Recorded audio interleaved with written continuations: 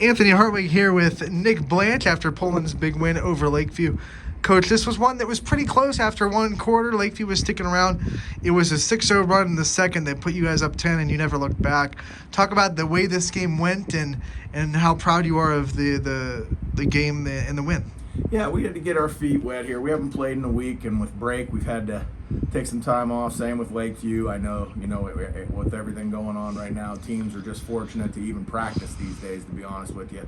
And came out, it was a good game, back and forth. I mean, Lakeview's doing a lot of good things, and we had to make some adjustments. We did, and then just played well after that. I mean, really, I'm just very pleased with what we did tonight, even in the first quarter, even though it was close. I mean, there's no shame in that. I mean, Lakeview played very well, and we just needed to do a little bit better on some executing on some things. We cleaned some things up, went out, did our thing, and we're fortunate to pull away here and get a lot of kids in the game tonight, which is always good to be able to do. And I didn't really want to overdo their legs too much tonight. I was hoping, that we didn't have to grind it out four full quarters, because we got some kids that are just coming back from illness.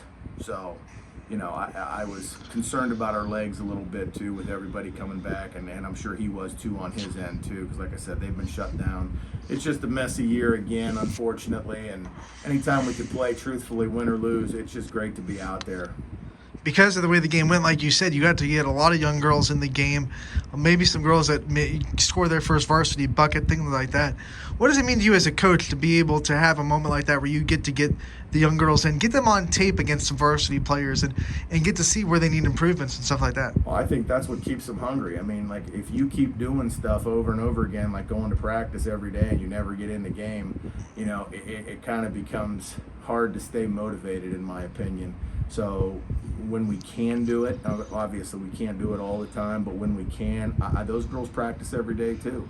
So we try to do that just to let them know, like, hey, we know you're here, and we only have so many uniforms to give out, and we're going to do our best to get you in and rotate you in and get you some film, like you said, to learn. And also, like I said, you could still learn when you're not on the film. You can watch older kids and whatnot, but that's our future right there. So if those kids don't get some reps and they take the floor for the first time when it's their turn to be in the major roles, that could be a bad thing for our program. So we always try to reward the younger kids as much as possible.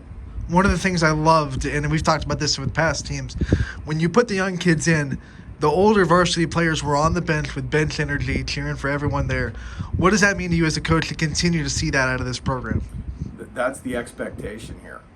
It's not really a surprise anymore, because that's what these kids grew up with when they were younger, and they would get in and they remember those older kids cheering for them, and that's what we expect out of the kid. That's what a team is, and right now anymore, it's tough to have teams, and I get that. Like, some coaches are struggling just to get their kids to be happy for someone else. It's all about their minutes, their points, their shots, and we try to squash that as much as we can here, because truthfully, when it becomes like that, that's when this program will go backwards. And we've been able to stay afloat for many years, mainly because of the team chemistry.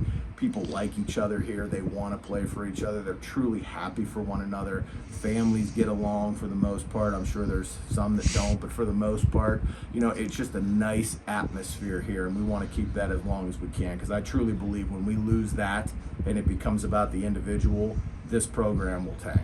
Road trip to Jefferson next. It's always hard to go all the way there and play that team that Taylor Skinner and those girls are playing really well. What's going to take to use this one as momentum and finish the first half of any 8 play with a win over Jefferson? Yeah, it's big. We're starting a new year right now, so obviously we want to get off to the right track. We felt we did that tonight. And Jefferson, we never play well up in that gym. I think in all the years I've been a coach here and we played up there, we might have had one time where we went up there and really just handled them. And so I expect another battle. The Skinner girl, like you said, she's going to bring it, and they're going to be motivated, and it's their court. We got to take that nice long bus ride and make the most of it up there. But again, like I told you earlier, if we get to play, it's a win for both teams. We're going to do the best that we can. And I know they're going to be amped up to play us, but we're going to be equally just as amped to play them, because it's a league game, and we like going up there, and we enjoy any league game, anytime we get to take the floor, but especially for conference games, those mean a little bit more to us here. So we'll be ready, and I'm sure they will be too. It should be an interesting game. Coach, before we let you go, Abby Farber won the player of the game tonight. Talk about what you saw from her tonight and what you continue to see from her this season. Abby's all guts. She is such a hard worker.